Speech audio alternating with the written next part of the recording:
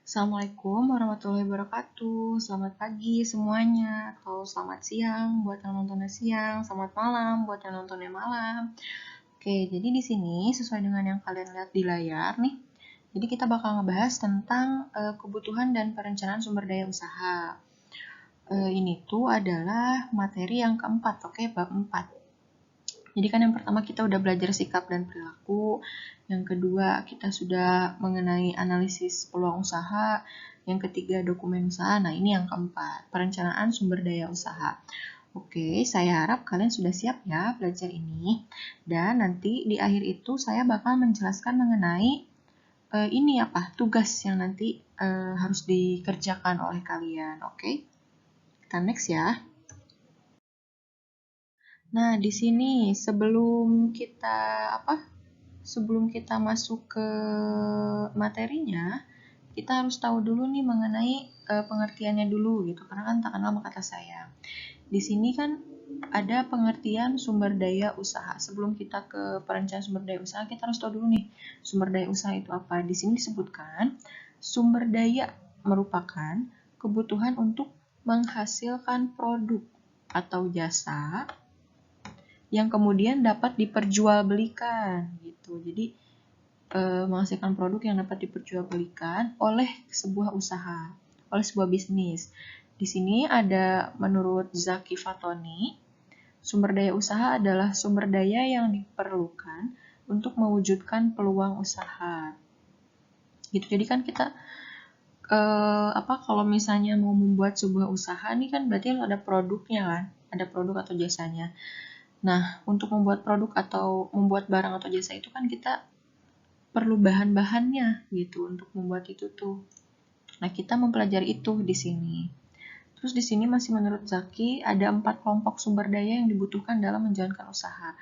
Pertama, sumber daya material. Material ini atau bahan baku. Oke, bahan baku bisa bahan baku utama, bisa bahan baku yang konversi. Yang kedua, ada sumber daya finansial, modalnya nih, modal uangnya. Yang ketiga, ada sumber daya manusia, orangnya yang mengerjakan bisnis tersebut.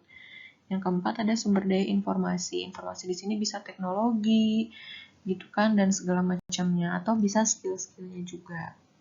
Kita next ya. Kemudian di sini baru kita masuk ke pengertian perencanaan sumber daya usaha. Sebuah rencana usaha atau business plan harusnya kamu udah pada bisa ya, karena kemarin kan udah pada belajar nih sama yang kompetisi itu. Jadi business plan merupakan salah satu dasar ilmu manajemen. Di mana di situ tuh ada planning, kemudian ada organizing, ada directing, dan ada controlling. Planning itu berarti merencanakan, organizing itu mengorganisasi, directing itu berarti mendirect ya gitu, dan controlling itu mengawasi. Terus di sini sebutkan bahwa planning berada di urutan pertama dalam ilmu dasar-dasar manajemen sebab organizing, directing, dan controlling juga harus direncanakan dalam setiap usaha gitu. Jadi di planning itu kita merencanakan semuanya dari awal A sampai Z-nya. Begitu. Kita next ya. Terus di sini ada apa aja sih yang masuk ke perencanaan sumber daya usaha itu? Ada pendapat menurut G.R. Terry gitu. Dalam bukunya Principle of Management mengemukakan ada 6 unsur manajemen yang dikenal dengan 6M, yaitu sebagai berikut. Pertama, M yang pertama adalah man atau manusia. Jadi dalam sebuah usaha itu harus ada manusianya nih. Kita harus mikirin manusianya gitu. Siapa yang bakal ngerjain usaha ini gitu. Kalau misalnya kamu pemimpin perusahaan gitu, siapa yang bakal jadi manajer, siapa yang bakal jadi supervisor, siapa yang bakal jadi karyawan. Nah gitu, nanti hubungannya sama rekrutmen gitu-gitu. Yang kedua ada money atau uang, berarti sebagai modal untuk menjalankan usaha kamu. Harus ada uangnya, tetap. Yang ketiga ada material. Material di sini bahan baku untuk membuat produk kamu, membuat barang dan jasa kamu gitu. Apa aja nih material yang dibutuhkan gitu. Semisal gini, kamu buka toko kue nih. Untuk membuat kue itu, kamu butuh apa aja? Terigu, telur, air, perasa, makanan gitu-gitu. Terus yang keempat adalah mesin. Misalnya, untuk membuat kue tadi, kamu butuh mesin apa aja? Yang pertama yang pasti kulkas ya. Yang kedua, kamu butuh kompor, butuh oven, gitu. Atau misalnya mesin-mesin lain yang lebih canggih. Yang kelima adalah metode atau metode. Metode di sini adalah bisa, maksudnya metode dalam membuat produk, atau metode dalam memimpin sebuah usaha, gitu. Nanti hubungannya sama efisiensi. Yang keenam adalah market. Tentu saja ya, kita bikin produk bukan untuk dimakan sendiri kan, tapi untuk diperjualbelikan, untuk mendapatkan profit. Jadi kita harus tahu nih market kita ini siapa. Misalnya tadi kue, market kita ini misalnya siapa? Ibu-ibu, ibu-ibu misalnya, atau enggak misalnya teteh-teteh gitu. Terus nanti kita mencapai market itu melalui apa? Misalnya kita mau jualan di mana? Oh, di marketplace. Nanti kita bakal bikin promosi usaha apa enggak untuk mencapai market ini. Begitu. Kita next ya. Nah, terus di sini ada manfaat dari perencanaan sumber daya usaha. Yang pertama pastinya adalah untuk membimbing jalannya usaha, karena kan yang itu tadi kita kan udah merencanakan dari A sampai Z-nya, berarti ketika kita melaksanakan tinggal ngikutin aja perencanaan yang udah kita buat. Yang kedua adalah mengembangkan kemampuan manajerial di bidang usaha. Yang ketiga, sebagai petunjuk atau pedoman pemimpin perusahaan dalam menjalankan perusahaan. Yang keempat, sebagai sarana untuk bisa memperkecil risiko usaha. Karena itu tadi, kita kan udah memperhitungkan semuanya, merencanakan semuanya. Dengan adanya perencanaan itu, kita bisa ngeliat nih, oh risikonya itu di mana aja. Dan kalau misalnya masih di awal, kita bisa mikir nih, cara memperkecil risiko itu gimana, dan kalau misalnya sudah kejadian, gitu, solusinya kayak gimana, gitu, menanganinya kayak gimana. Yang kelima, sebagai pedoman untuk melakukan pengawasan atas kinerja perusahaan. Kalau misalnya kita udah bikin A sampai Z-nya, berarti kan kita tinggal bikin checklist aja. Oh, yang A udah, target tercapai. Yang B udah, target tercapai. Yang C misalnya target tidak tercapai. Karena apa? Solusinya bagaimana? Gitu-gitu. Jadi, untuk melakukan pengawasan. Yang kelima, bisa membantu pengajuan kredit bank. Karena kan bank itu nggak sekonyong-konyong ngasih pinjaman gitu. Mereka juga pasti ngelihat nih, oh si ini tuh pantas nggak dikasih pinjaman gitu, gimana perusahaannya, bagus apa enggak gitu. Dan perusahaan yang bagus adalah perusahaan yang punya perencanaan. Next ya. Terus di sini ada manfaat perencanaan lainnya, tapi menurut orang yang berbeda, tapi sama aja sih. Yang pertama adalah agar manfaatnya tujuannya jelas. Tujuannya jelas. Jadi dia menyebutkan di sini, si Hasibuan menyebutkan bahwa sumber perencanaan yang baik itu adalah perencanaan yang jelas, rasional atau bisa dibandingkan, objektif, tidak subjektif, dan sanggup diperjuangkan. Ibaratnya gini, kamu punya cita-cita setinggi langit, nggak apa-apa, bebas. Tapi masalahnya adalah kamu bisa mencapai itu nggak? Jangankan mencapai langit itu gitu. Langitnya kelihatan apa enggak gitu. Jadi jangan sampai kita membuat tujuan itu yang sifatnya angan-angan, nggak akan tercapai. Yang kedua, harus mudah dipahami karena dipakai sebagai pedoman bertindak. Gitu ya, pastilah gitu kan, kalau misalnya kita nggak paham sama tujuannya, sama rencananya, gimana kita bisa bertindak gitu. Yang ketiga, harus fleksibel dan berkesinambungan. Artinya dia harus bisa menyesuaikan sama situasi dan kondisi. Jadi nggak kaku.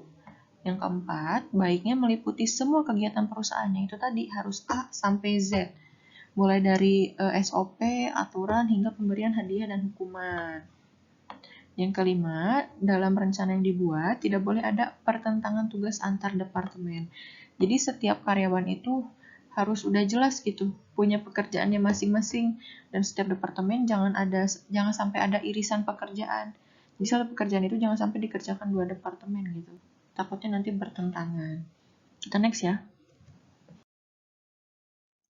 Nah, di sini ada rangkumannya. Oke. Ya intinya tadi bisnis plan gitu. Bisnis plan itu perlu banget. Perencanaan itu perlu banget karena termasuk unsur-unsur yang lain juga harus tetap direncanakan gitu. Sini bisa dibaca sendiri ya, materinya udah ada di LMS, karena kan ini cuma rangkuman, oke? Atau kalian mau bikin rangkuman sendiri, boleh banget gitu, yang lebih dari ini. Kita next ya. Nah, di sini ada analisis perencanaan usaha. Ada beberapa hal yang perlu diketahui atau perlu diperhatikan dalam merencanakan sebuah usaha. Apabila kita memahaminya, maka kita bisa menjalankan usaha dengan terarah. Jadi analisis kelayakan usaha ya di sini. Kelayakan usaha ini bisa digunakan untuk mempermudah kita dalam melihat situasi internal dan eksternal. Internal itu maksudnya adalah di dalam perusahaan, eksternal itu di luar perusahaan.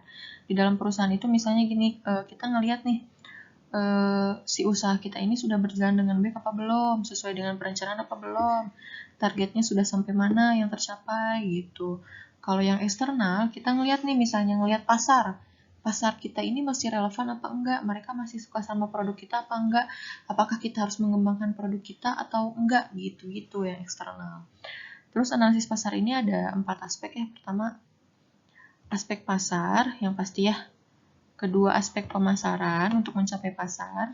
Ketiga, aspek produksi untuk produknya. Yang keempat, keuangan pasti ya. Nah, di sini kita akan fokus ke analisis aspek keuangan. Oke, siap? Next ya. Petunjuk praktis ini bisa dibaca sendiri lah ya, nanti di LMS. Di sini kita langsung masuk ke contoh perencanaan sumber daya usaha. Contoh perencanaan sumber daya usaha untuk usaha periklanan. Periklanan loh ya. Jenis produknya apa? Pertama ada jasa iklan, desain iklannya.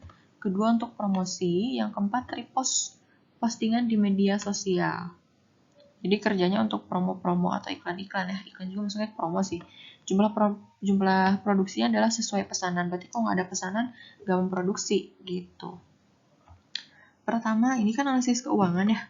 Kita membutuhkan mesin atau alat. Yang kedua, butuh uangnya dong pasti. Nah, untuk mesinnya ini, untuk membuat produk ini nih, kita butuh apa aja? Karena ini iklan, yang pasti butuh komputer atau laptop. Yang kedua, kita butuh HP. Nah, ternyata HP-nya ini kita butuh yang OS-nya Android. Jumlahnya berapa? Komputer ini kita butuh 2 unit nih. Terus handphonenya juga butuh 2 unit. Ukurannya berapa? PC gitu ya, atau komputernya kita butuh yang RAM 8 GB. Karena misalnya kalau yang kurang dari itu nanti nge-lag gitu ya. Handphonenya juga kita butuh yang RAM 4 GB, memorinya 32 GB. Mereknya misalnya ini ya boleh apa aja. Di sini komputer kita minta yang Asus, terus yang handphone kita minta yang Samsung. Oke, ini kita udah ngelis nih apa aja yang kita butuhkan gitu, terus speknya kayak gimana, jumlahnya berapa. Di sini kita perencanaan money-nya. Pertama ada bahan baku, ingat ini usaha periklanan. Pertama kita butuh database. Ini kan periklanan ya, untuk desain iklan. Misalnya database ini perlu untuk kayak, tahu kan kalian yang logo-logo segala macam gitu yang ada apa? Yang raw-nya gitu. Nah, itu dibuat database. Nah, ternyata database itu membutuhkan uang segini misalnya. Terus yang kedua, pasti ya karena promosi postingan media sosial kita butuh internet. Di sini internet per bulan adalah 500.000. Kemudian tenaga kerja. Tenaga kerja ini ada yang langsung, ada yang tidak langsung. Yang langsung itu adalah desainer. Kenapa? Karena desainer ini yang langsung membuat iklannya. Desain iklan, terus desain promosinya nanti gimana, terus post di postingan media sosial kayak gimana, ini kan desainer. Nah, desainer ini harganya, bukan harga, upahnya tergantung pesanan, tergantung tingkat kesulitan pesanan. Misalnya di sini kita kasih range 1 juta sampai 5 juta. Terus kita butuh tenaga kerja tidak langsung, adminnya. Admin ini berarti dia yang ngurus administrasi ya, misalnya dia yang nerima pelanggan, terus nerima keluhan pelanggan dan segala macamnya. Ini kita kasih gaji ya, gaji karena per bulan 1.500.000 per bulan. Ingat kenapa yang disebut upah? Karena dia nggak per bulan gini gitu. Jadi dia tergantung produk yang dia buat atau tergantung produksi, sedangkan admin dia kan periodikal per bulan, jadi sebutnya gaji, yang ini upah, yang ini gaji. Terus kita butuh utilities, kegunaan gitu. Pertama karena iklannya kita butuh listrik, terus kita butuh telepon. Nah, itu harganya 1 juta per bulan. Kemudian ada transport, butuh transport 500.000 per bulan. Nah, si ini tuh yang dibutuhkan untuk usaha periklanan. Untuk ini sampai segitu aja gitu ya. Nah, untuk tugas itu nanti saya minta kalian buat yang seperti ini gitu. buat yang seperti ini. Nanti jenis produknya kamu boleh pakai produk yang kemarin kamu buat di kompetisi gitu, yang kemarin itu ya, yang sama BEP itu. Terus ya tinggal disesuaikan aja ke sini. Nah, nanti kalau jumlah produksinya misalnya kamu udah tetap nih jumlah produksinya 100 produk per bulan. Nah, berarti nanti kamu harus menyesuaikan juga ke sini, ke maninya gitu. Jangan sampai yang kita keluarkan itu malah bikin kita merugi gitu. Misalnya gini, produksi kita itu 100, harga kita itu 1000-an. Berarti dalam sebulan itu kita punya 1000 kali 100 gitu. Berarti 100.000 kan. Nah, si perencanaan money-nya ini jangan lebih dari 100.000. Karena kalau lebih dari 100.000, berarti kamu buntung, bukan untung. Begitu. Oke, semoga mudah dipahami. Nanti kalau misalnya ada yang sulit-sulit, boleh langsung di WA aja, oke? Untuk detail tugasnya, nanti ada di LMS. Terima kasih. Balik lagi kalau ada yang mau nanya, WA aja, oke? Atau boleh di grup segala macam. Terima kasih. Wassalamualaikum warahmatullahi wabarakatuh.